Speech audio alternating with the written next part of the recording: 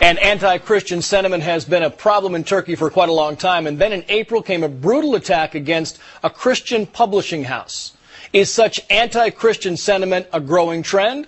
Father Jonathan Morris spoke exclusively to one of the victims' widows. On the morning of April 18th, 5 men entered a Christian publishing house in Turkey, at first expressing interest in learning about Christianity. Then they turned on their victims, bound their hands and feet, tortured and brutally stabbed them to death. Turks of all religions were outraged by the killings, and police arrested 10 men who are now under investigation. In an exclusive interview with the Fox News Channel, one of the widows spoke candidly about her husband. I don't want the world to forget what happened. They killed my husband and his friends, and they left my children without a father. The only guilt they had was believing in Jesus Christ. I'm not angry and I don't hate them, but of course I want justice to be done, and I want us to be able to live our faith in Turkey in freedom. 7-year-old Alicia asked for the microphone. My father was very good. I played many games with him and he loved me very much. Because I miss him, he is missing me too. He loved me and was like Jesus. An isolated event, or is Turkey's long history of religious tolerance in danger? The pastor of Emmanuel Evangelical Church in Istanbul, who says he himself has been harassed, says anti-Christian sentiment in Turkey is a big problem.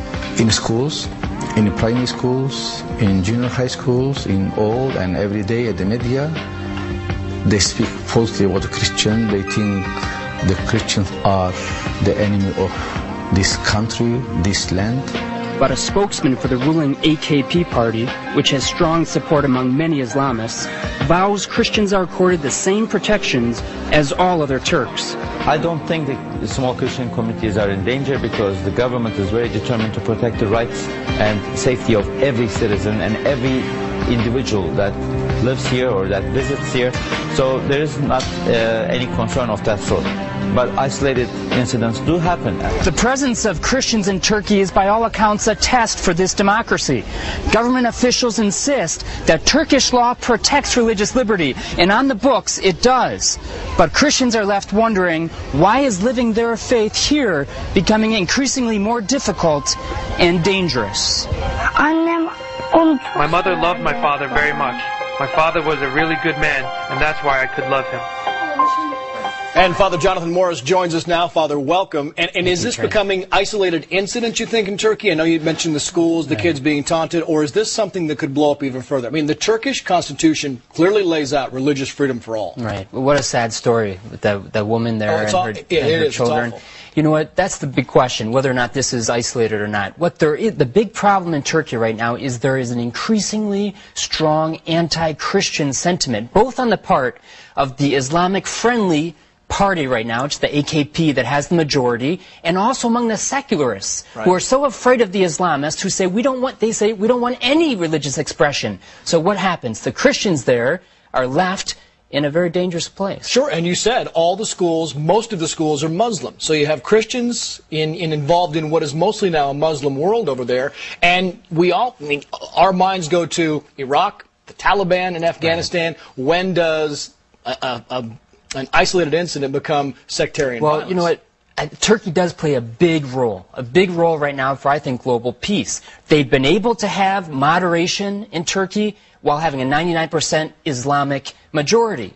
The question is now that they're moving towards entrance into the European Union. They want entrance, but are they willing to stand up for human rights and all human rights, including religious liberty? And you know what? There's not a basis, there's not a foundation, a philosophical foundation to say, we want that. We want it like it is in the United States. Neither on the side of the Islamists or on the side of the secularists. Yeah, and we don't want to paint with a broad brush here over Islam, but is your sense over there that there is a bit of extremism that's kind of creeping into Turkey that hadn't been there before? Well, obviously we saw it. There is extremism in Turkey. The question is whether or not those in leadership, the imams, and also the politicians are willing to stand up and say, you know what, we can be Muslim and we can be peaceful.